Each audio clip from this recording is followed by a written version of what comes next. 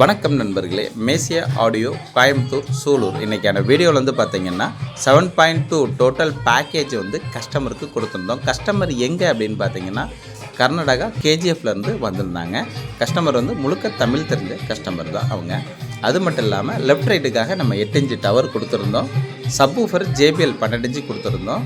Amp வந்து நம்மளுடைய full MOSFET போட்ட ஆம்பிளிஃபயர் தான் கொடுத்துருந்தோம். அதாவது 30 மாஸ்பெட் போட்ட ஆம்பிளிஃபயர் தான் நம்ம கொடுத்துருந்தோம். சப்புக்கு 8+8 டிரான்சிஸ்டர் போட்ட ஹெவி ஆம்பிளிஃபயர் தான் கொடுத்துருந்தோம்.